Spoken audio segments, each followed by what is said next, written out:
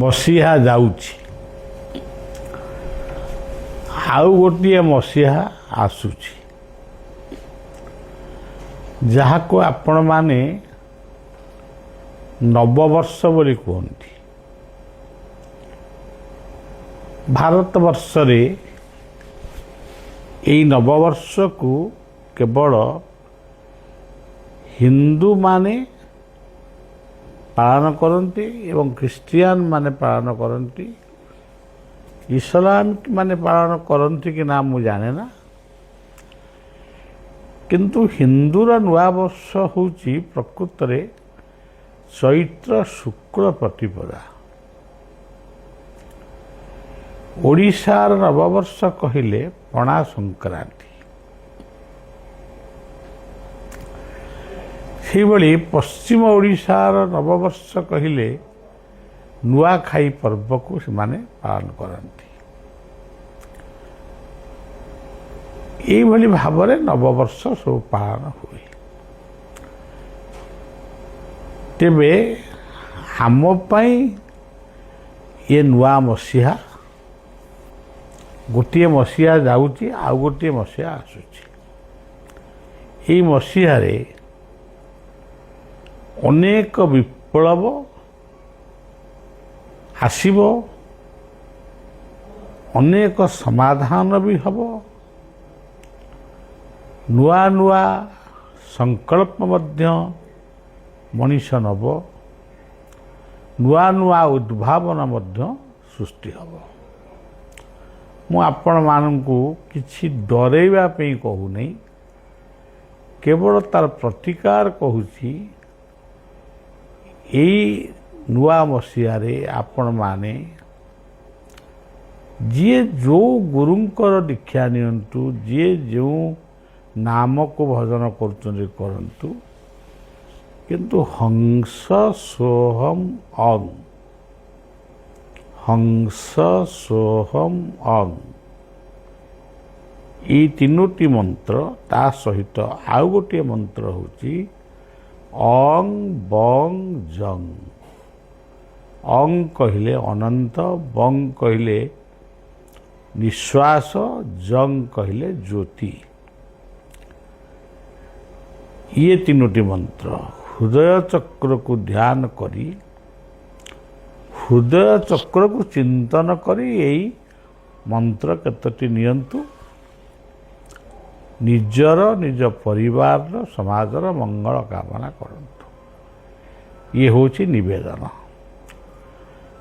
ଆଉ ଗୋଟିଏ ନିବେଦନ ହେଉଛି ବୈବାହିକ ଜୀବନ ଆରମ୍ଭ କରନ୍ତୁ, କିନ୍ତୁ ଉତ୍ତମ ପରିବାର, ଶାନ୍ତିର ପରିବାରଟିଏ ଗଠନ ପାଇଁ ବିବାହ ପୂର୍ବରୁ 10 ଥର କିମ୍ବା 20 ଥର ଚିନ୍ତା କରନ୍ତୁ। ଝିଅଟିଏ ଭାବୁ ମୁଁ ଶାଶୁ ଘରକୁ ଯିବି, ସେଠି ମୋର କର୍ତ୍ତବ୍ୟ କ'ଣ କହିଲେ ମୋତେ ସେମାନେ ବହୁତ ଆଦର କରିବେ। ପୁଅର ବାପ ମା ଏବଂ ପୁଅ ଉଭୟ ଭାବନ୍ତୁ, ପର ଝିଅଟିକୁ ବୋହୂ କରି ଆଣିଲେ ଆମେ କିଭଳି ଭାବରେ ତା ପ୍ରତି ବ୍ୟବହାର ରଖିବୁ, ଯାହାଦ୍ୱାରା ସିଏ ଆମକୁ ଭଲ ପାଇବ, ଆମେ ତାକୁ ଭଲ ପାଇବୁ। ଏସବୁ କଥା ପରେ ଆଉ ଗୋଟିଏ ବିନମ୍ର ନିବେଦନ ହେଉଛି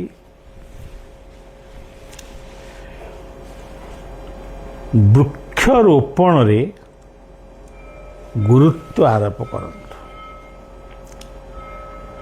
ପିତୃମାତୃ ମୃତ୍ୟୁ ଦିବସରେ, ଶ୍ରାଦ୍ଧ ଦିବସରେ, ପୁଅ ଝିଅଙ୍କ ଜନ୍ମ ଦିବସରେ ବୃକ୍ଷଟିଏ ଲଗାନ୍ତୁ ଆଉ ବଞ୍ଚାନ୍ତୁ। ତାପରେ ଆଉ ଗୋଟିଏ ନିବେଦନ ଦେଖାଯାଉଛି, ଯେଉଁ ଗୋଟେ ନୂଆ ନୂଆ ସମସ୍ୟା, ଆତ୍ମହତ୍ୟା।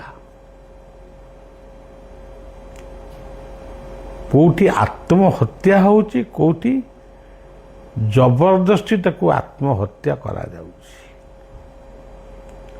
ये दुईटी कथारू आपण माने समस्ते निवृत्त हवा उचित। ଆତ୍ମହତ୍ୟା ନ କରି କିମ୍ବା କାହାକୁ ଜୀବନରେ ମାରି ନ ଦେଇ କ'ଣ କଲେ ସେଇ ମୁହୂର୍ତ୍ତ ବା ସେଇ ସମସ୍ୟାଟା ଦୂରେଇ ଯିବ, ସେଥିପାଇଁ ସଚେତନ ସଚେଷ୍ଟ ହୁଅନ୍ତୁ। ଇଏ ହେଉଛି ଗୋଟେ ନିବେଦନ। ଆଉ କହି ରଖୁଛି, ମୋତେ ଆପଣମାନେ ଦେଖିବାକୁ ଆସୁଛନ୍ତି, ଫୁଲମାଳଟିଏ ନେଇକିରି ଆସୁଛନ୍ତି। ସେ ଫୁଲମାଳକୁ ମୁଁ ଗୋଟିଏ ସେକେଣ୍ଡ ବି ପକାଇବା ପାଇଁ ମୋର ଇଚ୍ଛା ନୁହେଁ, ଖାଲି ପାଦ୍ୟରେ 2 ମିନିଟ୍ 3 ମିନିଟ୍ ରଖୁଛି। ଫୁଲ ଆଣିବେ ନାହିଁ।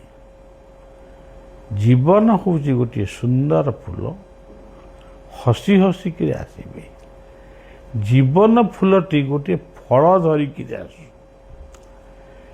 ଯେଉଁ ଫଳଟି ଠାକୁରଙ୍କ ପାଖରେ ସମର୍ପଣ ହେବ ଏବଂ କିଛି ଛୋଟ ଛୋଟ ପିଲାମାନଙ୍କୁ ମଧ୍ୟ ବଣ୍ଟନ ହେବ।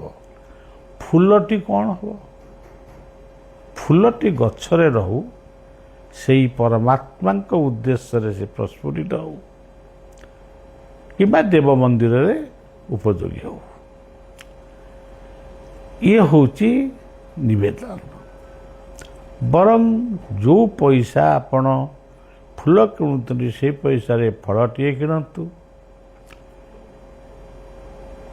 କିମ୍ବା ବସ୍ତ୍ରଟିଏ କିଣନ୍ତୁ କିମ୍ବା ଠାକୁରଙ୍କ ପୂଜା ପାଇଁ ଆପଣ ପ୍ରଣାମୀ ଅର୍ଘ୍ୟ ଅର୍ପଣ କରନ୍ତୁ। ଏତିକିରେ ବଳିଆ ଖୁସି ହେବ। ଏବଂ ନୂଆ ବର୍ଷର ବନ୍ଧୁ ମିଳନରେ ମଦ୍ୟ ମାଦକ ସେବନ ନ କରିବା ପାଇଁ ସଂକଳ୍ପ ନିଅନ୍ତୁ। ବଣଭୋଜି କରନ୍ତୁ, ଭଲ ଜାଗାକୁ ଯାଆନ୍ତୁ, କିନ୍ତୁ ହୁମଦାମ କରିବା, ସିଏ କେଉଁଠି ଯାଇକି ଝରଣାରେ ଗାଧେଇବା, ସିଏ ସମୁଦ୍ରରେ ଗାଧେଇବା, କେତେ ଜୀବନ ଦୀପ ଏମିତି ଲିଭେଇ ଯାଉଛି। ବେପୁରିଆ ହେଇ ଗାଡ଼ି ଚଲେଇବା, ଗାଡ଼ି ଚଲେଇବାର ନିୟମ ରଖିବା ନେଇ କେତେ ଆକ୍ସିଡେଣ୍ଟ ହେଉଛି। ତେଣୁ ନୂଆ ମସିହାରେ ଏଇସବୁ ନୂଆ ନୂଆ ସଂକଳ୍ପ ନିଅନ୍ତୁ। ଆଉ ଯାହା କହିବା କଥା ଆସନ୍ତାକାଲି ମୁଁ କହିବି। ଏବଂ ନୂଆ ମସିହାର ପ୍ରଥମ ଦିନରେ ସୂର୍ଯ୍ୟଙ୍କୁ ନମସ୍କାର କରିବେ, ପିତା ମାତା ଗୁରୁ ଗୁରୁଜନଙ୍କୁ ପ୍ରଣାମ ଜଣାଇବେ। ଆଦର୍ଶ ଜୀବନ, ଆଦର୍ଶ ପରିବାର ଗଠନ ପାଇଁ ଅନ୍ତତଃ ସଚେଷ୍ଟିତ ହେବେ। ଜୟ ଗୁରୁ, ଜୟ ଜଗନ୍ନାଥ।